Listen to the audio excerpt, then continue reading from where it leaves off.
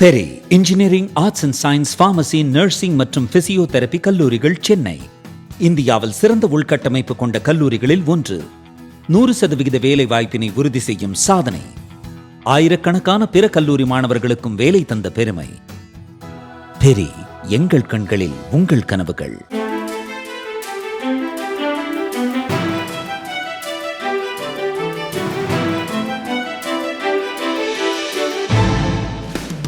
ஒரே ஒரு 5 லிட்டர் இதய மந்த்ரா கடல் எண்ணெய் பேக் ஒரு மாசம் முழுசுக்கும் அத்தனை சமையல முடிச்சு விடலாம். இதய மந்த்ரா.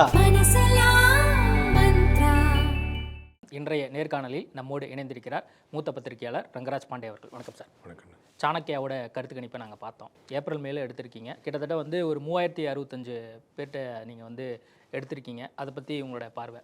நாங்கள் 3065 மட்டும் எக்ஸாக்டாக எடுக்கலை. நம்ம கிட்டத்தட்ட ஒரு 200க்கு மேலே 3200 வரைக்கும் நம்ம எடுத்திருந்தோம். அதுக்கப்புறம் அதை ஃபில்ட்ரு பண்ணுறோம். எது இதெல்லாம் தப்பாக இருக்குது, எது இதெல்லாம் கான்ஃப்ளிக்டாக இருக்குது, எது வழக்கத்துக்கு மாறாக இருக்குதுன்னு பார்த்துட்டு நம்ம இந்த செல்லாத ஓட்டுன்னு பிரிப்போம்ல, அது மாதிரி பிரிச்சுட்டு 3065 ரொம்ப ப்ராமினெண்ட்டாக நம்ம எடுத்தோம். அது ரொம்ப சரியான ரிசல்ட்டை கொடுத்துருக்குன்னு நான் நினைக்கிறேன்.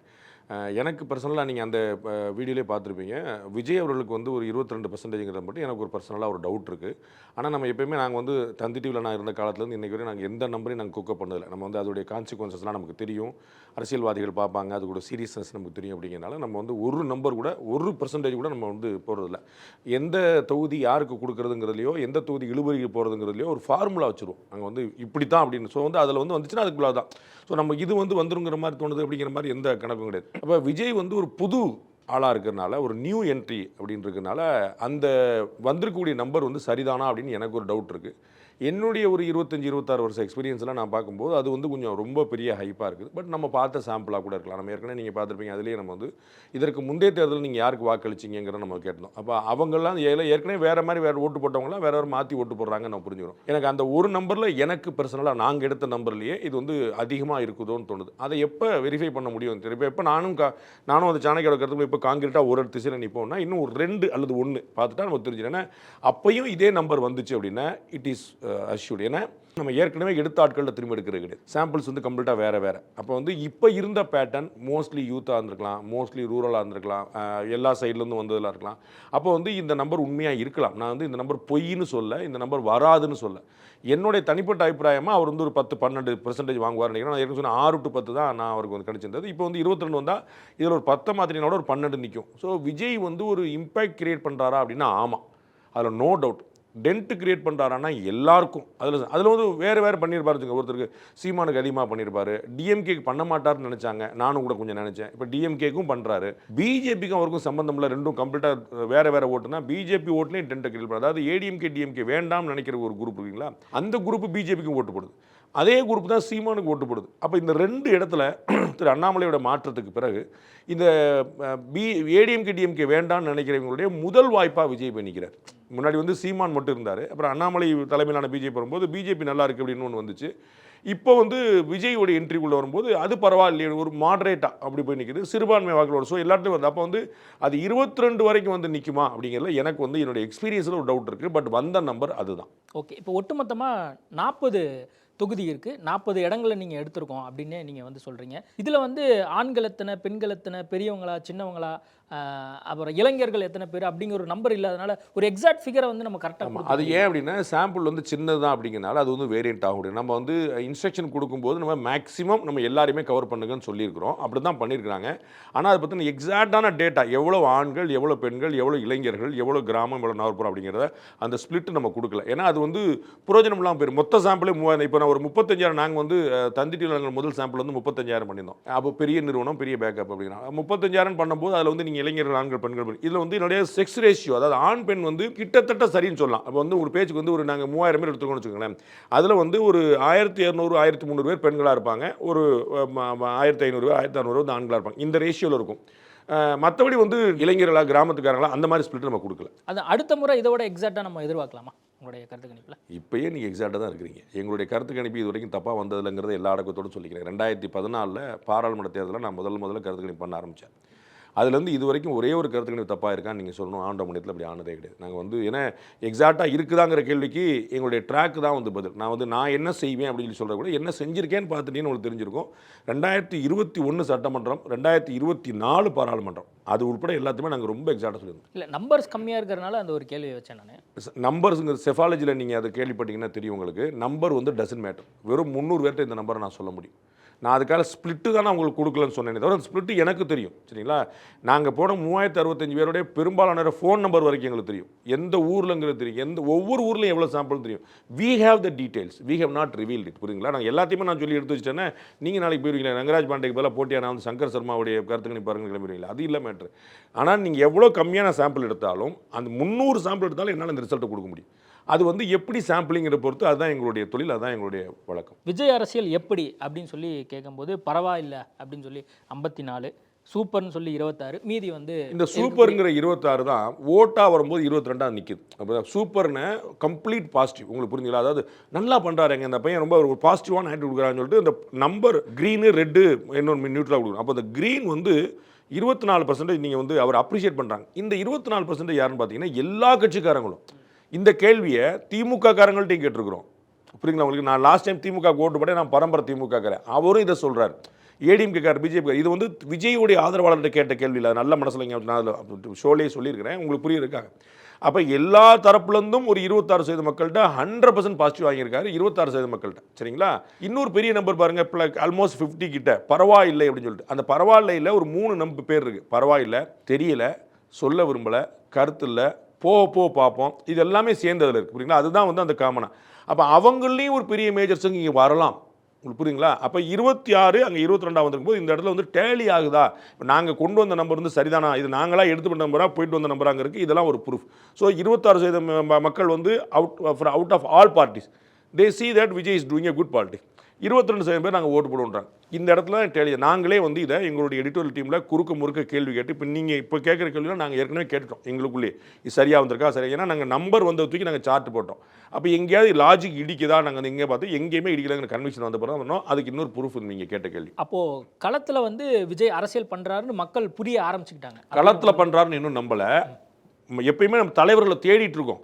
அதில் அவராக இருக்கார். நம்ம ஏற்கனவே பலமுறை நான் சொல்லியிருக்கேங்க, பாமக, தேமுதிக, தமாக, நாம் தமிழர், இன்னைக்கு தாவேகா, பல சமயம் பிஜேபி, இது இத்தனை கட்சிக்கான தேவை ஏன் இருக்குன்னு பார்க்கணும். 91லேருந்து இந்த தேவை இருக்குது. எம்ஜிஆர் கருணாநிதியுடைய மறைவுக்கு பிறகு, ஆமாம், அதுக்கு பிறகு வந்து நீங்கள் பார்த்தீங்கன்னா ஒரு எம்ஜிஆருடைய மறைவில் முதல்ல ஆரம்பிக்குது. அப்புறம் கருணாநிதி ஜெயலலிதாவுடைய மறைவுக்கு பிறகு ரொம்ப தெளிவாக வந்துருது. மாறி ஒருத்தர் வேணும்னு நினச்சிட்டே இருக்காங்க. அப்படி தான் தமாக வருது, அப்படி தான் வந்து பாமக வருது, அப்படி தான் தேமுதிக வருது, அப்படி தான் மதிமுக வந்துச்சு. ஸோ மக்கள் வந்து ஒரு மாற்று கட்சியை தேடிட்டே இருக்கிறாங்க. இவர்கள் திரும்ப போய் அலைன்ஸ் வச்சுக்கிட்டு அவங்க 2 பேருமே இருக்காங்க. அப்போ வந்து திரும்ப வந்து தாவேகா வந்து இப்போ ஒரு புதிய சரி ஏடிஎம்கே டிஎம்கே வேண்டாம்னா, உங்களுக்கு ஏற்கனவே சொன்னது போல சீமான் வந்து தமிழ் சாவணி பயங்கரமாக தமிழ் பாரு அப்படின்னு நம்ம ஊரில் பார்த்தீங்கன்னா கிட்டத்தட்ட 25-30% பேர் நான் தமிழ் ஸ்பீக்கிங் இருக்கிறாங்க. சரிங்களா? தெலுங்கு, மலையாளம் பேசுகிறவங்க, படமுறை வீட்டில் பேசுகிறவங்க நிறைய பேருக்கு 30% இருப்பாங்கன்னு நினைக்கிறேன். அப்போ அவங்களுக்கு எல்லாருமே ஒரு உறுத்தல் இருக்கும். அவர் வந்து தமிழ்ன்றாரு, அப்போ நம்மளை சேர்க்க மாட்டாரோ அப்படிங்கிற உறுத்தல் இருக்கும். இந்த பக்கம் போனால் பிஜேபி இருக்குது, அது இந்துத்துவாவை. நம்ம வந்து நான் இந்து தான், ஆனால் நான் ஒரு மாடரேட் இந்துங்கிறது தான் 90% இந்துக்களுடைய நிலைப்பாடாக இருக்குது. ரொம்ப தீவிரமான இந்துத்துவம், ஆமாப்பா நான் இந்துன்னு சொல்லுவாங்க, ஒரு 10% தான் இருப்பாங்க. அப்போ அவங்களுக்கும் ஒரு சின்ன ஒரு வந்து பிஜேபி. அப்போ ரெண்டுமே இல்லாமல் இருக்குது. அவர் பேசிக்கலாக வந்து கிறிஸ்டினாகவும் இருக்கிறாரு, பட் சாய்பாபா கும்பிட்றாரு, கோயில் கட்டுறாரு, நெத்தியில் ஊதி வச்சுக்கிறாரு, அவங்க அப்பா அம்மா 2 கலப்பிருக்காங்க. ஸோ வந்து ஒரு மாடரேட்டான ஆளாக அவர் வந்து பார்க்குறாங்க. அதனால் வந்து ஒரு 20% பேர் இங்கே உள்ள நிற்கிறாங்கன்னா ஒரு ஆச்சரியப்படல. நான் ஓட்டாக கன்வெர்ட் ஆகும்போது அது 10க்குள்ளே நிற்கும்னு நினைக்கிறேன். விஜய் கூட்டணி வைக்கணுமா அப்படின்னு நீங்கள் கேள்வி கேட்டிருக்கீங்க. அதில் வந்து கூடாதுன்னு சொல்லி 25%, ஆம்னு சொல்லி 28, பிறகு பார்க்கலாம் 47% அப்படின்றது. பாருங்க, வேற கேள்விக்கு கிட்டத்தட்ட அதே ரேஷியோவில் ஆன்சர் வருது பாருங்க உங்களுக்கு. புரியுங்களா? அதாவது இந்த வேணும் அப்படின்னு சொல்லி சொல்கிறவங்க, வேண்டாம் வைக்கவே கூடாதுங்கிற 24% பேர் அதே தான் வந்து சூப்பராக பாலிடிக்ஸ் பண்ணுறாங்க இடத்துல நிற்கிது. அதுதான் ஓட்டாக கன்வெர்ட் பண்ண நிற்கிது. உங்களுக்கு இந்த 20 to 25 உள்ள பெர்சன்டேஜ் தான் அவர் தனியாக நிற்கணும்னு விரும்புகிறாங்க. ஏன் தனியாக நிற்கணும்? அவங்க தான் சூப்பராக பாலிடிக்ஸ் பண்ணுறாருன்றாங்க. அவங்க தான் ஓட்டு போடும்ன்றாங்க. அவங்க தான் தனியாக நிற்கிறாங்க. ஏன் இந்த 2 பேர் வேண்டாங்கிறதுக்கு தான் இப்போ நான் அவன்கிட்ட வந்து நிற்கிறேன். உங்களுக்கு புரியுங்களா? இந்த 2 பேர் வேணாம், அப்போ நீ தனியாக நிற்கணும். அப்போ வந்து அது வந்து அவருடைய வாக்காளர்களாக மாறக்கூடிய வாய்ப்பு உண்டு. உங்களுக்கு புரியுங்களா?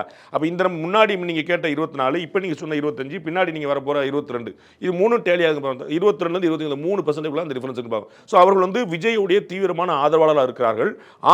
திமுக வேண்டாம்னு நினைக்கிறாங்க. அதற்கு மாற்றாக விஜய் இருக்க முடியும்னு நினைக்கிறாங்க. அதனால தான் அவங்க இந்த கணக்கு அந்த பிறகு பார்க்கலாம் அப்படிங்கும்போது இப்போ நீங்கள் ஆல்ரெடி சொல்லியிருந்தீங்க டிசம்பர் பிறகு பார்க்கலாங்கல்ல. அந்த தான் நம்பர் மாறும், மேலேயும் போகலாம் கீழேயும் போகலாம். அவங்க எட் டு டிசைட். அவன் என்ன வந்து இன்னும் 1 வருஷம் இருக்குல்ல எலெக்ஷனுக்கு, அவர் அலையன்ஸில் சேர்ந்தா என்ன பண்ணுறது, இப்போ அதெல்லாம் வந்து அவர் சேரலாம் பார்ப்போம். டிசம்பர்லாம் வந்து ஒரு முடிவெடுப்பாருன்னு நான் நம்புகிறேன். அப்படி தான் தகவல்களும் தெரிவிக்கின்றன. அப்போ அந்நேரம் பார்ப்போம் சேராரா இல்லையாங்கிற பார்த்து அவங்களுடைய ஓட்டிங் மூடே மாறலாம். ஒரு கட்சியோட ஒரு கட்சி கூட்டணி சேரும்போது பாசிட்டிவ் ஓட்டும் வரலாம், நெகட்டிவ் ஓட்டும் வரலாம். அது பிறகு தெரியும். அதான் இப்போ நீங்கள் எடிட்டர் சாய்ஸில் விஜயை வந்து கொஞ்சம் கம்மி பண்ணி ஓட் ஷேர் வந்து அப்படியே மாற்றி கொடுத்துருக்கீங்க. அதுக்கான காரணம் என்ன? நான் என்ன நினைக்கிறேன்னா, இன்னைக்கு வந்திருக்கக்கூடிய இந்த சாம்பிள் வந்து அவருக்கு அதிகமான ரெப்ரசன்டேஷன் கொடுத்துருக்குது. பாண்டேக்கு ஒரு சர்ப்ரைஸாக இருந்ததோ, ஒருவேளை வந்து மக்கள் மத்தியில் இவ்வளோ வரவேற்பு இருக்கா அப்படின்னு? மக்கள் மத்தியில் அவருக்கு வரவேற்பு இருக்குன்னு எனக்கு தெரியும். நான் ஏன் பிஜேபியோட ஓட்டையும் டென்ட் கிரியேட் பண்ணியிருக்காருன்னு சொல்லியிருக்கேன். உங்களுக்கு புரியுங்களா? நீங்கள் எல்லாருமே வந்து பிஜேபி ஓட்டும் விஜய் ஓட்டும் ரெண்டும் எதிர் நினச்சிக்கிட்டு இருந்தாங்க. நான் வந்து பிஜேபி ஓட்டும் டென்ட் கிரியேட் பண்ணுறாருன்னு நான் சொல்கிறேன். உங்களுக்கு புரியுங்களா? ஏன்னா எனக்கு தெரியும், நான் அதை கண்கூட பார்க்குறேன், நான் களத்தில் கவனிக்கிறேன். நேற்று வரை பிஜேபி ஆதரவாளர்களாக இருந்தவர்கள், முக்கியமானவர்கள், படித்தவர்கள், விவரம் தெரிந்தவர்கள், அவங்களாம் வந்து நம்ம விஜய்க்கு போடலாங்கிற சிந்தனைக்கு போகிறாங்க. எவ்வளோ பர்சன்டேஜ்? நான் வந்து விஜய் ஒரு தாக்கத்தை கிரியேட் பண்ணுவான்னு சொல்லிட்டேன். 6லேருந்து 10%. ஏன்னா 10% ஓட்டுனா கிட்டத்தட்ட 55 லட்சம் ஓட்டுங்க. நீங்கள் 10% ஓட்டுனா 10% தானா அப்படின்னு யோசிக்கிறேன். 55 லட்சம் ஓட்டு விஜய் சீமான் வாங்கியிருக்கிறத விட 20 லட்சம் ஓட்டு கூட இன்னைக்கே முதல் தேர்தலில். நீங்கள் நல்லா புரிஞ்சுக்கணும். ஸோ வந்து 10% ஓட்டு தானா, 10% ஓட்டு தான் விஜய் ரொம்ப பாண்டே அண்டர்ஸ்டிமேட் பண்ணுறாரா அப்படின்னு நீங்கள் உங்களுக்கு தோணலாம். ஆனால் அது வந்து 55 லட்சம் ஓட்டுங்கிற நீங்கள் புரிஞ்சுக்கணும். அதுவும் டே 1ல் first election. That is a huge number. 6 to 10 அப்படின்னா 8 வந்து உத்தரவாதமாக வாங்குவார்னு நினைக்கிறேன். ஸோ வந்து அந்த 10ல் வந்துடும், அந்த இடத்துல நிற்கும். அப்போ அது வந்து அப்படியே மாறி 1 கோடி ஓட்டுக்கு போகுமா? அதான் அந்த 22%. அதில் எனக்கு டவுட். அது வந்து 1 கோடி ஓட்டாக கன்வெர்ட் ஆக நான் வந்து இந்த அனுபவத்தில் பார்க்குறேன். எப்பயுமே வந்து ஒரு நியூ கம்மருக்கு வந்து ஒரு புதுசாக இருக்கும். நீங்கள் வந்து உங்களுக்கு வேறு உதாரணம் சொல்ல நீங்கள் விருப்பம் வந்தால் போட்டுங்க, இல்லாட்டி எடுத்து விட்டுங்க. தினகரன் பத்திரிக்கை வந்து ரீலான்ச் பண்ணாங்க. நம்ம வந்து சன் டிவி குரூப்பில் வாங்கி அந்த ரீலான்ச் பண்ணும்போது பயங்கரமான ஹைப் இருந்துச்சு. வீட்டுக்கு வீடு தினம் வாங்கினாங்க. ₹1 ஒரு பேப்பர் வாங்கினா ஃப்ரீன்னு பயங்கர ஹைப். அப்போ தினமலரில் கொஞ்சம் வீழ்ச்சி இருந்துச்சு, தந்தியில் கொஞ்சம் வீழ்ச்சி இருந்துச்சு. எல்லாரும் புதுசாக பேப்பர் 4 பேர் வாங்க ஆரம்பிச்சாங்க. இது வரைக்கும் பேப்பரே வாங்காத 4 பேர் வாங்க ஆரம்பிச்சாங்க. ஸோ இப்போ நியூ என்ட்ரி வரும்போது எல்லாமே பெறும். ஆனால் இன்னைக்கு என்னன்னு பார்த்தீங்கன்னா, தந்தி தான் நம்பர் 1 இருக்குங்கிற புரிஞ்சுக்கும். உங்களுக்கு புரியுங்களா? ஆஃப்டர் ஆல் திஸ் இயர்ஸ் அப்போ வந்து ஓப்பனில் கடன்னு ஒன்று வரும். ஆனால் இன்றைக்கி நிதர்சனம் பார்த்தீங்கன்னா, இன்றைக்கி தந்தி தான் நம்பர் 1 பேப்பர். அது வந்து ஏபிசியில், ஐஆர்எஸ்ல எல்லா இடத்துலையுமே ரொம்ப தெளிவாக நிற்கக்கூடிய விஷயம். அதை மாதிரி வந்து ஒரு நியூ என்ட்ரி வரும்போது அவருக்கு வந்து கட்டாயமாக ஒரு வரவேற்பு இருக்கும். அது எவ்வளோ தூரம் மெட்டீரியலைஸ் ஆகுது, எலெக்ஷன் வரைக்கும் அதை எப்படி தாங்குதுங்கிறது தான் அதனால தான் நான் என்னுடைய காலம் எடுத்தேன். அது இந்த டிஃபரன்ஸ் வந்து ஏடிஎம்கே டிஎம்கே டிஃபரன்ஸ் இருக்குது பார்த்தீங்களா? நான் டிஎம்கேக்கு ஆன்டி இன்கம்பன்சி இருக்குன்னு நான் 100% நம்புறேன். முதல்ல நான் தான் சொன்னேன், if I am not wrong. ஆனால் அது இவ்வளோ தூரம் கீழே இல்லை. ஏன்னா அவங்களுக்கு வந்து கூட்டணி பலம் இருக்குது. அதாவது வந்து உங்களுக்கு பிடிக்கலன்னாலும் உங்கள் தம்பி உங்களுக்காக வந்து நிற்பான். உங்களுக்கு புரியல, என் அண்ணன் சேரி எனக்கு பிடிக்கலங்க, ஆனால் என்ன செய்ய தம்பியில் விட்டு கொடுக்க முடியல, ரத்தம் இல்லைன்னு சொல்லி சொல்லுவான். அந்த மாதிரி அவங்கள்ட்ட இருக்கக்கூடிய பார்ட்டியோட அலைன்ஸ் இருக்கு பாருங்க, அது வந்து 2019 இன்டாக்டாக இருக்குது. எத்தனை சொல்லணும்னா 17 அவங்க வந்து ஒற்றுமையாக உட்காந்துருக்காங்க. அப்போ அந்த ஓட்டு பேஸ் மட்டுமே வச்சா கூட இவ்வளோ 31க்கு குறையாது. ஸோ டிஎம்கே ஓட்டர்ஸும் வெளியே போயிட்டாங்களான்னா இன்னும் அந்த நிலைமை வரல. பொதுமக்களுடைய ஓட்டு உள்ள வரல, பார்ட்டியோடைய ஓட் பேங்க் அப்படியே இருக்குது. பொதுமக்கள் வந்து வெளியிலேருந்து ஒரு முடிவெடுக்காத ஒரு ஓட்டு அது உள்ளே வரல. அதனால நான் வந்து 40-41 நிற்கும், ஒரு டக் ஆஃப் ஆரான் நிற்கும் நான் நினைக்கிறேன். நாம் தமிழர் கட்சியினுடைய நிலைப்பாடு எப்படி இருக்க வேணும் அப்படிங்கிறதுக்கு விஜயுடன் கூட்டணி வைக்கணும்னு சொல்லி 21%, அதிமுகவுடன் கூட்டணி வைக்கணும்னு 25, தனிச்சு 54 அப்படின்னு சொல்லியிருக்காங்க. ரொம்ப இயல்பானதாக ஒன்றும் சர்ப்ரைஸ் இல்லை. அவங்க வந்து ஏடிஎம்கே கூட போனாங்கன்னா அவங்களுக்கு வந்து சீட் உறுதி. ஆனால் அவர் வரமாட்டாருன்னு நான் தனிப்பட்ட முறை நினைக்கிறேன். விஜயோட சேர்ந்தாருன்னு இயல்பான கூட்டணியாக இருக்குங்கிற நான் பலமுறை நான் ஓப்பனாகவே சொல்லியிருக்கேன். அது வந்து விஜய்க்கும் லாபமாக இருக்கும், அவருக்கும் லாபமாக இருக்கும். அவங்களுக்கு வேறு வாய்ப்பும் இல்லை. இப்போ வந்து பாமக மாதிரியான ஒரு கட்சிகள் வந்து ஏடிஎம்கே கூட போகிறத தவிர வேறு வழி இல்லாமல் இன்றைக்கி இருக்கிறாங்க. டிஎம்கே கூட போக முடியாதுன்னு இருக்காங்க, விடுதலை வச்சிருக்காங்க. அவங்க வந்து விஜய் கூட சேர மாட்டாங்க. விஜய் கூட சேர்ந்தால் ஓட்டு கன்வர்ஷனுக்கும் சீட்டு கன்வர்ஷனுக்கும் கேரண்டி கிடையாது. ஆனால் இப்போ வந்து ஒருவேளை பாமக வந்து விஜயும் சீமானும் சேர்ந்துருந்தாங்கன்னா அப்போ அவங்க வந்து ரீகன்சிடர் பண்ணுற வாய்ப்பு இருக்குது. அது ஒரு வலுவான ஒரு 3வது மாற்றணியாக வர்றதுக்கான வாய்ப்பு இருக்குது. அந்த மாதிரி ஒரு எக்ஸ்போசர் பண்ணாங்க. அப்போ அது எப்போ நடக்கும்னா விஜயும் சீமானும் சேர்ந்தால் மட்டும்தான். அது கொஞ்சம் ஐடென்டிக்கல் ஓட்டு தான், ரெண்டும் ஒரே மாதிரி ஓட்டு தான். ஆனால் அது வந்து காம்ப்ளிமெண்ட் ஆகிறதுக்கான வாய்ப்பு இருக்குது. விஜயுடைய முகம், சீமானுடைய பிரச்சாரம் ரொம்ப ஒரு வலுவான ஒரு சிந்தனை வந்து கொடுக்கும். நிறைய பேருடைய ஓட்டை கலைச்சி விட்ரும். ஸோ ரிசல்ட் எப்படி வரும்னு சொல்ல முடியாது. அப்போ டிஎம்கே ஜெயிக்குமா ஏடிஎம்கே ஜெயிக்குமா சொல்ல முடியாது, எப்படினாலும் மாற்றி விட்ரும். ஆனால் பெரிய அளவில் வந்து இது வரைக்கும் தமிழகம் காணாத ஒரு 3வது அணியாக வலுவானது எனக்கு. எப்பயுமே 3வது அணிங்கிறது நம்ம வந்து டிசிமேட் ஆகி ஒன்றுமே 5% மேலே 2016 நான் பார்த்த மக்களோட கூட்டணி 5% தான் வாங்கிச்சு. விஜயகாந்த் இருந்த வைகோ திருமாவளவன் எல்லாருமே இருந்து 5% தான் வச்சு. ஆனால் இது அப்படி இல்லை, ரொம்ப வலுவாக நிற்கும். ஏன்னா இவரே 8% ஓட்டு வாங்கியிருக்கிறாரு, இவர் 8வது வாங்குவார்னு கருதுகிறோம். ஸோ இது வரைக்கும் தமிழகம் காணாத ஒரு வலுவான 3வது அணியாக விஜயும் சீமானும் சேர்ந்தாங்கன்னு இருக்கும். பட் சேர மாட்டாங்கன்னு நினைக்கிறேன். அதான் நாம் தமிழர் வந்து அதிமுகவோட போனா சீட் கன்வெர்ட் ஆகும் அப்படின்னு சொல்றீங்க. ஆனா விஜயோட வச்சா அது வந்து ஓட் ஷேரா அதிகமாகும், ஆமா, ஆமா. சீட்ல கன்வெர்ட் ஆகும். வராது. சில சீட்டுகள் வரலாம். அதான் நான் சொன்னேன், ஒரு சீட் கூட வராதுன்னு சொல்ல. விஜய் சீமான் ஜெயிச்சிருவாங்க. ஸோ அப்படிலாம் எதுவுமே சொல்ல முடியாதுங்க. நம்ம வந்து தமிழ்நாட்டில் ஜெயலலிதா தோத்துருக்காங்கங்க. நல்லா புரியும். தமிழ்நாட்டில் விஜயகாந்த் தோத்துருக்காருங்க, அன்புமணி தோத்துருக்காருங்க, இதே சீமான் தோத்துருக்காருங்க. ஸோ வந்து தலைவர்கள்னாலே படக்குன்னு ஜெயிச்சிருவாங்கலாம் சொல்ல முடியாது உங்களுக்கு. அது எதிர யார் நிற்கிறாங்கிறத நீங்கள் பார்க்கணும். நம்ம வந்து ஸ்டாலின் அவர்கள் கடுமையான போட்டி செஞ்சிருக்காரு. அவர் தோத்துருக்காரு, அவர் கடுமையான போட்டியை சந்திச்சிருக்காரு. திரு சைதை துரைசாமி போட்டியிட்ட இடத்துல நீங்கள் அதே குளத்துல நீங்கள் என்ன நினச்சுன்னு நீங்கள் பார்க்கணும், புரியுங்களா? ஸோ அது வந்து இட்ஸ் நாட் ஈஸி கேம். ரொம்ப ஒரு கஷ்டமான விஷயம். எதிர யார் நிப்பாற்றா, எப்போ நடக்குதுங்கிறலாம் பல விஷயங்கள். ஸோ விஜய் தானே அவர் ஜெயிச்சிருவாருன்னா சொல்ல முடியாது. நம்ம வந்து பார்த்தா ஒரு தேர்தலில் வந்து விஜயகாந்த் ஜெயிக்கிறார், அடுத்த தேர்தலில் விஜயகாந்த் ஜெயிக்கிறார், மூணாவது தேர்தல் என்னன்னு பார்க்கணும். அப்போ ஒவ்வொருமே மாற்றி நீங்கள் நடக்கும். அப்படி வந்து ஒரு கேரண்டியாக நீங்கள் சொல்ல முடியாது. எந்த கேண்டிடேட்டு எந்த ஊர் இதெல்லாம் பார்த்து தான் சொல்ல முடியும். கேண்டிடேட்டாக இவர் ஜெயிப்பாரா அப்படின்னு வேற சொல்லணும். அதான் இன்றைய சூழலில் சீமான் விஜய் ஒன்று சேர மாட்டாங்க அப்படின்னு நீங்கள் சொல்கிறீங்க. தனிச்சு அப்படிங்கிறத தொடர்ந்து சீமான் அவர்கள் சொல்லிகிட்டே இருக்காரு. அதுக்கு வந்து மக்களுமே வந்து ஆதரவு தெரிவிக்கிறத பார்க்குறோம். ஏன்னா நம்புறாங்க, அவர் வந்து தனித்து தான் போட்டிடுவேன்னு சொல்கிறாருல, அதை மக்கள் நம்புறாங்க. 5 தேர்தலில் தனித்து நின்றுருக்கிறார். அப்போ அவருக்கு வந்து இழக்கிறதுக்கு எதுவுமே கிடையாது. நான் அடுத்தடுத்து நான் ரெடி பண்ணுவேன், 6வது தேர்தலில் நான் தனித்து நிற்பேன் அப்படின்னு சொன்னால் நம்புறாங்க. ஏன்னா அவருக்கு வந்து 2 கட்சியுமே வாங்குறாரு. பெரும்பாலும் டிஎம்கே திட்டுறாரு, ஆனால் வந்து ஏடிஎம்கே வந்து அவர் வந்து ஒரு பெருசாக மதித்து பாராட்டி சீராட்டி சொன்னதில்லை. ஆனால் மக்கள் வந்து அவர் தனித்து போட்டிடுவார் என்று சொன்னால் மக்கள் நம்புகிறார்கள். இதற்கு முன்னாடி நான் ஏற்கனவே முதல்ல ஆரம்பத்தில் சொன்னேன், மற்ற கட்சி இங்கே பாமக வந்து தேமுதிக, மதிமுக, பாஜக எல்லா கட்சிகளுமே ஆவுமாங்க தனித்திருப்பாங்க. படக்குன்னு அடுத்த எலெக்ஷனில் போய் இன்னொரு கட்சியில் சேர்ந்துருவாங்க, இன்னொரு கூட்டணியில் சேர்ந்துருவாங்க. அப்போ வந்து அவர்கள் மீதான நம்பகத்தன்மை கம்மி. அவர்கள் எல்லாரையும் விட நாம் தமிழர் மீதான நம்பகத்தன்மை அதிகமாக இருக்குது தனித்து போட்டிடுற விஷயத்தில். அப்போ வந்து அவருடைய ஸ்ட்ராட்டஜி கரெக்டான ஸ்ட்ராட்டஜி தான். அவருக்கு வந்து ரொம்ப கரெக்டான ஸ்ட்ராட்டஜி. அவருக்கு வந்து இழப்பே கிடையாது. அவருக்கு வந்து வர குரோத் தானே. இந்த தேர்தலில் வந்து கொஞ்சம் ஒரு செட்பேக் இருக்கும்னு நினைக்கிறேன் லைட்டாக, அவர் தனித்து போட்டிட்டாருன்னு. ஏன்னா 3வதுக்கான ஒரு வாய்ப்பு, பெட்டர் வாய்ப்பாக ஒன்று வந்து நிற்கிது. நம்ம வந்து இவர் தான் ஒரு வாய்ப்பாக இருந்தார், அண்ணாமலை தலைமையிலான பாஜக இன்னொரு பெட்டர் வாய்ப்பாக மாறிச்சு. இப்போ விஜய் வந்து இன்னொரு பெட்டர் வாய்ப்பாக நிற்கிறார் கம்பேரிட்டிவ்லி. அப்போது உங்களுடைய அப்சர்வேஷனில் கருத்து கணிப்பு வந்த பின்பாக சீமானுக்கு முந்தி விஜய் போகிறார் அப்படிங்கிறது உங்களால் உணர முடியுது. ஆமாம், அவர் 3வது பெரிய கட்சியாக தனியாக நீங்கள் பார்த்தீங்கன்னா அவர் தான் நிற்பார். அதிமுக திமுக 2 பெரிய கட்சி, அதுக்கு தாண்டி 3வது பெரிய கட்சி அவர் நிற்பார் நினைக்கிறேன். நீங்கள் கூட்டணி இல்லாமல் அப்படின்னு பார்த்தா, நீங்கள் கூட்டணியோடு பார்த்தீங்கன்னா காங்கிரஸ் பெருசாக நிற்கும், பாஜக பெருசாக நிற்கும், பாமக நிற்கலாம், அந்த மாதிரி பெருசாக நிற்பாங்க. நீங்கள் கூட்டணி இல்லாமல் பார்த்தீங்கன்னா அது வந்து 3வது பெரிய கட்சியாக இருக்கும். தமிழ்நாட்டில் அடுத்த முதல்வராக யார் வர வேண்டும் அப்படிங்கிற கேள்விக்கு சீமான் 7%, அண்ணாமலை 14%, விஜய் 21%, ஸ்டாலின் 28%, எடப்பாடி பழனிசாமி 30%. இந்த 3வது இடத்துல விஜய் வருவார்னு ஏன் சொன்னேன்னு தெரியுதா? அடுத்து நீங்கள் இந்த கேள்வி கேட்பீங்கனால தான். ஏன்னா அவர் வந்து ஸ்டாலின் இபிஎஸ்க்கு அடுத்த ஒரு 3வது தலைவராக நிற்கிறார். அந்த இடத்துல வந்து ஒரு மாற்றுக்கான ஒரு பார்வையில் நிற்கிறார். அதை வந்து அதிகமான இடத்துல அவர் வந்து பிடிச்சிருக்கிறாரு. அதனால வந்து அவருக்கு நல்ல ஸ்பேஸ் இருக்குது. இவ்வளோ ஓட்டு வாங்குவாரான்னு நான் திரும்ப சொல்ல மாட்டேன். ஆனால் 3rd ஆல்டர்னேட்டிவாக அவர் பார்க்குறாங்க, நான் கேரண்டியாக சொல்லுவேன். அவர் வந்து 21 வாங்குவாரா 22 வாங்குவாராங்கிற நான் ஏற்கனவே பதில் சொல்லி முடிச்சிட்டேன். ஆனால் வந்து திரு எடப்பாடி, திரு ஸ்டாலின் அவருக்கு அடுத்து ஒரு பெருந்தலைவராக இப்போ வந்து அவர் பார்க்க போகிறார். ஒரு பெரிய ஒரு ஓட்டு வந்து கவனிக்கப்படுது. அப்போ சீமானை விட அடுத்த முதல்வராக யார் வரணுங்கிறதுல ஓட்டுலேயே அவர் முந்துவார் நினைக்கிறேன். சீமானும் விஜயும் தனித்தனியாக போட்டிட்டாங்கனாலே விஜய் வந்து சீமானோட கூட ஓட்டு வாங்குவார்னு நான் நினைக்கிறேன். இது நாம் தமிழர் கட்சிக்கும் சீமானுக்கு என்ன மெசேஜ் கொடுக்குது? இன்னும் கடுமையாக போராடும். ஏன்னா பாருங்க, சீமான் எப்பயுமே ஒரு கடுமையான போராளி. ஆனால் அவர்கிட்ட வந்து ஐடியாலஜியும் அவரையும் தவிர வேறு எதுவும் கிடையாது. அவங்க வந்து அவர் குளித்தலை கேண்டிடேட் யாருன்னா நான் யாராலையும் சொல்ல முடியாது. சரி அது வேண்டாம், திருச்சி மாவட்ட செயலாளர் யாருன்னா அது யாராலும் சொல்ல முடியாது. சரி அந்த கட்சியில் நம்பர் 2 யாருங்கன்னா அதுவும் சொல்ல முடியாது. உங்களுக்கு புரியுங்களா? நம்ம வந்து அப்படி அது முழுக்க ஒரு இண்டிவிஜுவலையும் ஒரு ஐடியாலஜி மட்டுமே நம்பி வந்திருக்கிறார். அதனால் அவருக்கு ஃபுல்லாக ஒரு குரோத்தாக தான் இருக்குது, இழக்கிறது ஒன்றும் கிடையாது. ஆனால் ஒரு பெரும் முகம் விஜய் வந்து ஒரு ஸ்டார். நீங்கள் அதை மனசில் உள்வாங்கிக்கணும். நீங்கள் இதற்கு முன்னாடி வந்த மற்ற நடிகர்களுக்கு வந்து கிட்டத்தட்ட எம்ஜிஆரும் விஜயகாந்த் வந்த மாதிரி ஒரு பெரிய ஸ்டார் அவர். அந்த இடத்துல வரும்போது ஓப்பனிங் ரொம்ப ஸ்ட்ராங்காக இருக்கும். இப்போ நான் திரும்ப நான் சொல்றேன், அவர் ஜெயிப்பார்னு சொல்ல நான் ரொம்ப என்னுடைய எந்த கருத்துலாம் பின்வாங்கலை. அவர் முதலமைச்சர் கிடையாது 2026. அவர் எதிர்க்கட்சி தலைவர் கிடையாது 2026. அவர் சீட் எவ்வளோ வெல்வார்னே உத்தரவாதமாக சொல்ல முடியாது. அவரே ஜெயிப்பாராங்கிறத பின்னாடி தான் சொல்லணும். இவ்வளவு சொல்லிட்டு தான் நான் உங்களுக்கு சொல்லுவேன். உடனே வந்து பாண்டே பெட்டி வாங்கிட்டார்னு யோசிக்க கூடாதுங்கிறதா சொல்லுவார். ஆனால் ஒரு 3வது பெரிய ஆளாக அவர் பார்க்கப்படுறார். அதில் வந்து நம்ம மறந்துட முடியாது. அந்த வாய்ப்பு அவருக்கு இருக்குதான் செய்யுது. ஏன்னா அவர் ஒரு பெரிய ஸ்டார். அவர் உள்ளே வந்து நீங்கள் பார்த்துருப்பீங்க, சாதாரணமான கோயம்புத்தூரில் வந்து பூத்து மாநாடு நடக்குதோ மற்ற இடங்களோ அவர் விஜயை பார்க்குறக்கு எவ்வளோ வராங்கன்னு.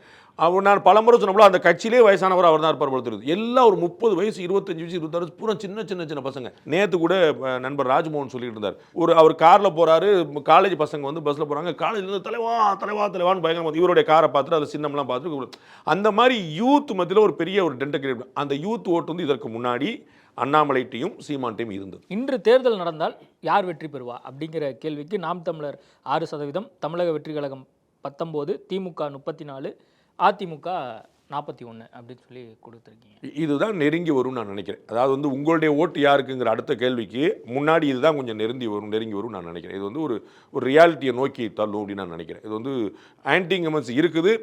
அது எப்படி மெட்டீரியலைஸ் ஆகணும், ஏற்கனவே சொன்ன மாதிரி பாமக என்ன பண்ண போகிறாங்க, தேமுதிக என்ன பண்ண போகிறாங்க, விஜய் என்ன பண்ண போகிறாரு, சீமான் என்ன பண்ண, இதெல்லாம் சார்ந்து தான் உங்களுக்கு. அதனால தான் நாங்கள் தொகுதி வாரியாக போகாமல் மூட மட்டும் நாங்கள் சொன்னோம். ட்ரெண்டை நாங்கள் சொல்கிறோம். அவங்க வந்து ட்ரெண்ட் வந்து திமுகவுக்கு எதிராக இருக்குது, அதிமுகவுக்கு ஃபேவராக இருக்குது. இது வந்து ட்ரெண்ட். அதை வந்து எப்படி மாற்றுறாங்க, ஏற்கனவே நான் பலமுறை சொல்லியிருக்கேன். 2016 தேர்தல் போல் இந்த முடிவு இருக்கும். ஆனால் யார் அந்த 134 யார் 99 இன்னைக்கு சொல்ல முடியாது. அந்த 2016 ரிசல்ட் போல தான் இப்போ அதை தான் வந்து இதையும் சொல்லுது. உங்களுக்கு 34 41ங்கிறது 5% டிஃபரன்ஸ். உங்களுக்கு அந்த 6% டிஃபரன்ஸில் வந்து ஏன் வந்து நிற்குதுன்னா இது நெருக்கி விடுங்க. அது நான் சொல்லி இன்னைக்கு தேதியில் இனி வர இன்னும் அது வந்து ஒரு டஃப்பான ஃபைட்டாக தான் நிற்கும். அப்போ இவங்க எப்படி ஏடிஎம்கே வந்து இப்போ தன்னுடைய அலையன்ஸை எவ்வளோ ஸ்ட்ரென்தன் பண்ணுறாங்க, டிஎம்கே அலையன்ஸ் வந்து ஏதாவது உடைக்க முடியுதா, விஜய் இவங்கெல்லாம் என்ன பண்ணுறாங்க, யாரோட ஓட்டை பிரிக்கிறாங்கன்னு பார்த்தா எக்ஸாக்டாக போய் நிற்க முடியும். இந்த அடுத்த முதல்வர் யார் வரணும் அப்படிங்கிறதுல எடப்பாடி பழனிசாமிக்கு 30%, ஸ்டாலினுக்கு 28% கொடுத்துருக்கீங்க. அப்போது அந்தளவுக்கு ட்ரெண்டு செட் ஆகிட்டு இருக்கா? ஆமாம், நாங்கள் கொடுக்கல, இது வந்தது. அது முதல்ல ஒரு சின்ன கரெக்ஷனு. அது ட்ரெண்டு செட் ஆயிருக்கான்னு நான் உங்களுக்கு ஏற்கனவே சொன்னேன்ல. ஏடிஎம்கே ஃபேவராக நிலைமை இருக்குது, டிஎம்கேக்கு பெரிய வீழ்ச்சி இல்லை. அது இந்த வித்தியாசம் உங்களுக்கு சொல்லும். உங்களுக்கு 2% வித்தியாசம் தான் வந்து திரு எடப்பாடிக்கும் திரு ஸ்டாலினுக்கும். அதை தான் நான் சொல்ல வரேன். அதனால தான் நான் உங்களுக்கு லாஸ்ட் நம்பர் நான் வந்து ஏன் என்னுடைய கருத்து நான் தனியாக ஏன் சொன்னேன்னா இந்த இடத்துக்காக தான். உங்களுக்கு வந்து தலைவராக பார்க்கும்போது திரு எடப்பாடிக்கும் திரு ஸ்டாலினுக்கும் பெரிய வித்தியாசம் இல்லை. ஆனால் யார் வெற்றி பெறுவார், யாருக்கு நீங்கள் ஓட்டு போடுவீங்கன்னு சொல்லும்போது அது திமுக ரொம்ப பெரிய பின்னடைவை சந்திக்குது. ஏன்னா அந்த ஆன்டி இன்கம்பன்சி பீக்கில் நிற்குது. அப்போ அவங்க எப்படி அதை மேனேஜ் பண்ணுறாங்கிற பொறுத்து அது முன்ன பண்ண மாறிக்கலாம். 2016 ரிசல்ட் தான் நடக்குங்கிறதுல நான் ரொம்ப உறுதியாக இருக்கிறேன். யார் 134 யார் 99ங்கிறதுல we have to wait and watch. அந்த அதிமுக பாஜக கூட்டணி அமைந்ததுல இன்னும் வந்து அந்த மக்கள் மத்தியில் ஜெல்லாக நல்லா ஒர்க் இருக்குல்ல, ஆயிருக்கு, நல்லா ஒர்க் ஆயிருக்கு. That is working. அதில் வந்து எந்த குழப்பமும் இல்லை. அதிமுக பாஜக கூட்டணி களத்தில் நிற்கிறது. அதில் வந்து ஒரு பெரிய பாசிட்டிவ். அதனால தான் அதிமுக இடத்த தொட்டுச்சு. அதை நீங்கள் எந்த தயக்கமும் இல்லாமல் நீங்கள் புரிஞ்சுக்கணும். அதிமுக எல்லா கேள்விகளுக்கும் அட்வான்டேஜ் நிற்குது. யார் முதலமைச்சர், யாருக்கு வாக்களிப்பீங்க, யார் ஆட்சியை பிடிப்பா, நீங்கள் எத்தனை மாற்றி கேட்டாலும் அதிமுகவும் திரு எடப்பாடி பழனிசாமி முதலிடத்தில் நிற்கிறாங்க. அந்த ஓட் டிஃபரன்ஸ் வந்து மாறி மாறி வரலாம். ஆனால் முதலிடத்தில் நிற்கிறது அதிமுக 3-4 கேள்விகளில். ஏன் அப்படின்னா இந்த முதலிடத்தில் அதிமுக நிற்க முடிஞ்சதே பாஜக கூட்டணிக்கு பிறகு தான். பாஜக வந்ததுனால ஓகேப்பா ஜெயிக்கிற அலையன்ஸ் அப்படிங்கிற ஒரு ஃபர்ஸ்ட் கான்ஃபிடன்ஸ் வந்து அதிமுக தொண்டர்கள் மத்தியிலே உருவாயிருக்கு, பாஜக தொண்டர்கள் மத்தியில் உருவாயிருக்கு. யாருக்கு ஓட்டு போடலான்னு குழப்பத்தில் மத்தியில் உருவாயிருக்கு. ஏன்னா முன்னாடி திரு ஸ்டாலின் அதுக்கு எதிராக வந்து யாருமே கிடையாது. இப்படி தான் இருந்துச்சு. ஆளாளுக்கு ஒரு பக்கம் வந்து டிஎம்கே அலையன்ஸ் அவ்வளோ ஸ்ட்ராங்காக இருக்குது. எதிர அலையன்ஸே இல்லை. 4+1 5 முனை போட்டியாக இருந்துச்சு. இப்போ வந்து எதிர ஒரு அலையன்ஸ் வந்துருச்சுங்கனால அது வந்து கிட்டத்தட்ட ஈக்குவல் ஃபைட்டோ அப்படிங்கிற இடத்தை கொடுக்குது. அதனால தான் வந்து ஏடிஎம்கே எட்ஜ் எடுத்தாலும் பெரிய டிஃபரன்ஸ் கொடுக்கல. இப்போ அதிமுக பாஜக கூட்டணி ஆதரிக்கிறீங்களா அப்படின்னு சொல்லி ஒரு கேள்வி கேட்டிருக்கீங்க. அதில் ஆம்னு சொல்லி 37, இல்லைன்னு சொல்லி 39, முடிவெடுக்கவில்லை அப்படின்னு சொல்லி ஒரு 20. ஆம்னு 37. சரிங்களா? இந்த 37 யாருன்னு நீங்கள் யோசிக்கணும். திமுக உள்பட எல்லாருமே நல்லா இந்த கேள்வி வந்து கேட்கப்பட்டது பாஜக ஆதரவாளர்கள் மட்டும் இல்லை, அதிமுக ஆதரவாளர் மட்டும் இல்லை. அவங்கள்ட்ட கேட்டால் ஆமாவா இல்லையா காமன்மெண்ட். அப்போ டிஎம்கேக்காரங்க, டிவிகேக்காரங்க, என்டிகேக்காரங்க எல்லாருமே சொல்லியிருக்காங்க ஆமாங்க செய்யத்தாங்க விடுங்க சொல்லியிருக்காங்க. அதனால தான் இந்த நம்பருக்கு அவங்களுக்கு ஓட்டு அவ்வளோ வரல பாருங்க. உங்களுக்கு புரியுங்களா? அதிமுக பாஜக எடப்பாடி பழனிசாமிக்கு தலைவராக இருக்கிறேன்னு வரணும்ல, அந்த இடத்துல அண்ணாமலை தனியாகவும் இவங்க தனியாக வந்து நிற்கிறாங்களா, அந்த ரெண்டையும் கூட்டி பாருங்க. இந்த நம்பரை பாருங்க, ஃபைனல் நம்பரை பாருங்க. உங்களுக்கு புரியல, எல்லாமே அந்த ஒரே செட்டில் ஒரே ட்ரெண்டில் இருக்கும். பார்த்துங்க. அதிமுக பாஜக கூட்டணிக்கு வாக்களிப்பீர்களா அப்படிங்கிறதுக்கு முடிவெடுக்கவில்லை 24, மாட்டோம்னு 41, மீதி சதவீதம் அவங்களுக்கு கொடுத்துருக்காங்க. இந்த 41 மாட்டம் இருக்குது பார்த்தீங்களா? அப்படியே தூக்கி லாஸ்ட் கேள்வி போய் எடுத்து பாருங்க. கடைசி கேள்வி போய் அப்படியே எடுத்து பாருங்க. யாருக்கு வாக்களிப்பீங்க அப்படிங்கிற இடத்துல அதிமுக பாஜக வாக்களிப்போம் 41 இருக்கும்.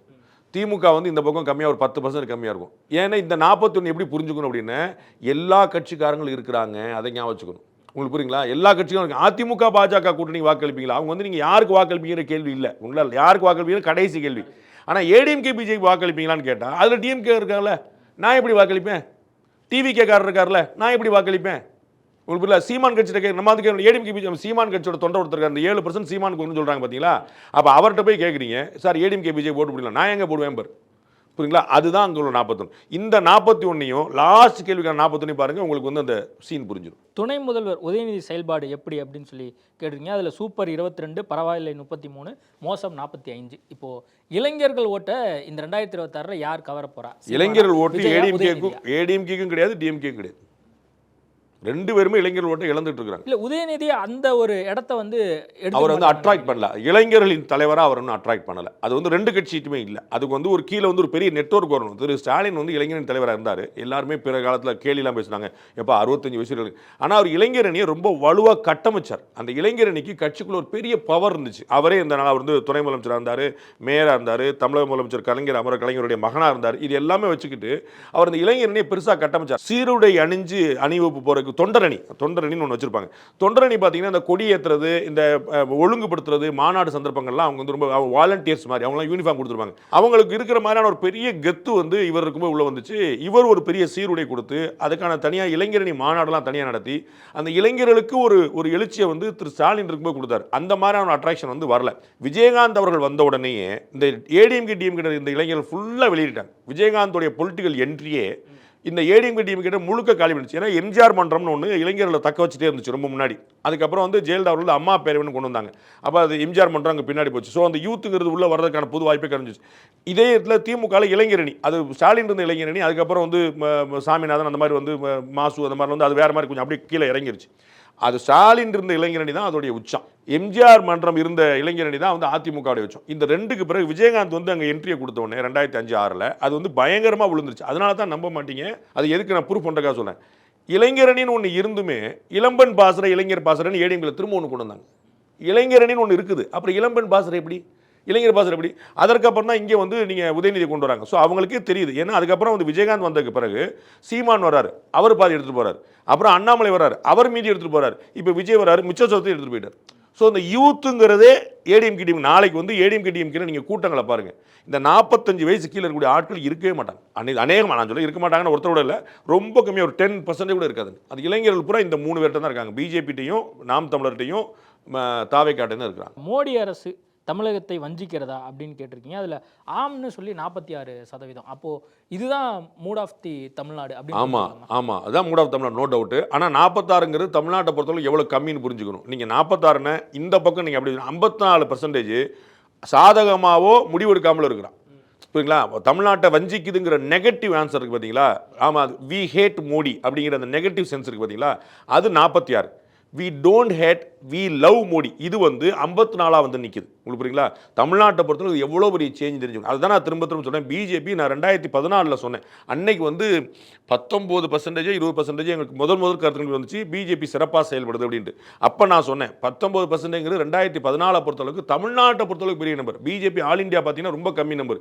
ஆனால் தமிழ்நாட்டில் வந்து இவங்க 0. தமிழ்நாட்டில் பிஜேபி காலை முளைக்காது, காலை இல்லை, தாமரை மலராது, வராது சொல்லிகிட்டே இருந்தவங்களுக்கு 2014 ஒரு பெரிய திருப்பு இருந்துச்சு. அப்போ நான் சொன்னேன் 19% என்னமோ எங்கள் கருத்துக்கள் வந்துச்சு, 18% ஓட்டு வாங்கியிருந்தாங்க 2014. உங்களுக்கு நினைவு இருக்கா? 46% தவிர எதிர இருக்கக்கூடிய இந்த 54%ங்கிறது பெரிய வளர்ச்சி தமிழ்நாட்டை பொறுத்தளவுக்கு பிஜேபிக்கு பெரிய ஆதரவு இருக்குன்னு அர்த்தம். பிரதமர் மோடியின் செயல்பாடு எப்படி இருக்குது அப்படிங்கிறதுக்கு மோசம் 32, சூப்பர் 33, பரவாயில்லை 35, 3மே ஈக்குவலாக வந்திருக்குன்னு பார்க்குறோம். இதே தான் அந்த மோசங்கிற தவிர அதை வந்து 33% நீங்கள் ஒதுக்கிட்டீங்கன்னா கிட்டத்தட்ட 70% ஆட்கள் வந்து பாசிட்டிவாக சொல்லுவாங்க. மோடி வந்து பார்ட்டியை விட பாப்புலர் அப்படிங்கிறதுக்கு இன்னொரு உதாரணம். அது வந்து 70% ஆட்கள் வந்து ஒன்று சாதகமாகவோ அல்லது வந்து கருத்து இல்லைன்னு சொல்லியிருக்காங்க. அப்போ வந்து மோடியை நம்ப ஆரம்பிச்சிட்டாங்க. ரொம்ப முக்கியமான ஒரு அரசியல் தலைவர் வந்து என்ன சொன்னார் சார், அவர் வந்து பிஜேபிக்காரர் கிடையாது, பிஜேபிக்கு எதிரான சிந்தனை கொண்ட ஒரு முக்கியமான தலைவர். அவர் சொன்னார், சார் இனிமேலாம் மோடி அரசியல் பண்ண முடியாது சார், மோடி வந்து ஹீரோ ஆகிட்டார் சார். அவர் வந்து என்கிட்ட சொன்ன தனிப்பட்ட ஸ்டேட்மெண்ட், அவர் ஹீரோ ஆகிட்டார் சார், இனிமேல் அவர் தப்பு பண்ணார்னு சொன்னால் கூட மக்கள் நம்ப மாட்டாங்க சார், அது முடிஞ்சு போச்சு, அது வேறு, நீங்கள் வந்து இனிமேல் மோடி அனுசரித்து தான் நீங்கள் போகணும்னு சொல்லி நீங்கள் திரு எடப்பாடி அவர்களுடைய ரீசன்ட் செயல்பாடும் திரு ஸ்டாலின் அவர்களுடைய ரீசன்ட் டே செயல்பாடும் உங்களுக்கு வந்து புரிஞ்சிடும் இவர் சொன்ன ஸ்டேட்மெண்ட்டுக்கான விஷயத்தை. ஓகே, திமுக அரசின் செயல்பாடு அதே மாதிரி கேட்கும்போது 23% சூப்பர், பரவாயில்லை 36, மோசம் 41. அதுதான் வந்து உங்களுக்கு ரிசல்ட்டாக வந்து நிற்கி நம்ம பார்க்குறோம். அதாவது வந்து பாசிட்டிவாக வந்திருக்க வேண்டியது, நான் 1000 ரூபா காசு கொடுத்துருக்குறேன், மக்களுக்கு பெண்களுக்கு வந்து இலவசமாக ஃப்ரீ பஸ்ஸு கொடுத்துருக்குறேன், நிறைய நலத்திட்டங்கள் செஞ்சுருக்கிறோம், நாங்கள் வந்து 500க்கும் மேற்பட்ட தேர்தல் வாக்குகள் கொடுத்தோம், அதை வந்து நாங்கள் 80% மேலே நிறைவேற்றோம்னு சொல்லி சொன்னதை மக்கள் கன்வின்ஸ் ஆகலை அப்படிங்கிற நான் அது பல முறை சொல்லியிருக்கேன். அந்த 1000 ரூபா திட்டங்கிறது ஒர்க் ஆகலை அப்படிங்கிறத நான் 100 முறை சொல்லியிருக்கேன். அதை மக்கள் வந்து தங்களுடைய இவங்க ஒரு பேருக்கு போட்டாங்க கலைஞர் மகளிர் உரிமை தொகை அப்படின்னு, அதை மக்கள் வந்து தன்னுடைய உரிமையாக மட்டும்தான் பார்க்குறாங்களே தவிர இவர்கள் கொடுத்ததுக்கான ஒரு பெருமையாக பார்க்கல. அது வந்து ஏன் காசு தானே அப்படின்னு பார்க்குறாங்க. ஸோ உரிமை தொகை நீங்கள் சொன்னீங்க, ஆமாம் இட்ஸ் மை மணி அப்படின்னு தான். அப்போ ஏன் காசு நீங்கள் கொடுக்கல, உங்களுக்கு நான் வந்து ஒரு காசு கொடுத்துருக்கேன், நீங்கள் எனக்கு திருப்பி கொடுத்துருக்கீங்க, அப்போ நான் உங்களுக்கு தேங்க்ஃபுல்லாலாம் இருக்க மாட்டேன்ல. கொடுக்க வேண்டிய கடமை தான் நான் பார்ப்பேன். அப்படி மக்கள் நினைக்கிறேன் அது ஏன் காசு நினைக்கிறேன். மக்கள் வந்து கவர்மெண்ட் நம்ம காசு கொடுக்குன்னு நினைக்கல. This is my money. அது திரும்ப again விஜயகாந்த் அவர்களுக்கு தான் அந்த கிரெடிட் சேரும். அவர் வந்து லஞ்சமா காசு கொடுக்க போய் வாங்கிக்கங்கன்னார். ஓட்டு காசு கொடுக்குறாங்களா வாங்கிருங்க, வாங்கிட்டு தேமுதிக ஓட்டு போடுங்கன்னார். அது மக்கள் என்ன அது உங்க பணம் அப்படின்னா அவனா கையில இருந்தா காசு கொடுக்குறாங்க, உங்க பணம் உங்கள்ட்ட இருந்து அடிச்ச காசு தான் கொடுக்குறாங்கன்னு சொல்லி சொன்னா மக்கள் பெருசா நம்பினாங்க. அது வந்து இன்னைக்கு அரசாங்கமே கொடுக்கும்போது அப்படி இருந்துச்சு. திஸ் இஸ் மை மணி எனக்கு கொடுக்குறாங்க. அது வந்து ஓட்டாவோ சிம்பத்தியாவோ ஆதரவாவோ கன்வெர்ட் ஆகல. நீங்க என்ன பண்ணிட்டு போங்க எங்களுக்கு காசை கொடுத்துருங்கன்னு நிற்கும். இப்போ இன்றைய ட்ரெண்டில் வந்து அதிமுக கொஞ்சம் கை ஓங்கி இருக்கு. அதிமுக ஃபேவராக இருக்குது, திமுகவுக்கு ஆன்டி இன்கம்பன்சி இருக்குது. அதுதான் வந்து இந்த ஒட்டுமொத்த சர்வேயோடைய அண்டர்ஸ்டாண்டிங். இன்றைய நிலையில் அந்த ஒரு சூழல் இருக்குது. பல்வேறு விஷயங்கள் குறித்து நம்ம டீட்டெயில்டாக பேசியிருக்கோம். நேர்காணல் கொடுத்ததுக்கு மிக்க நன்றி. கண்டிப்பாக.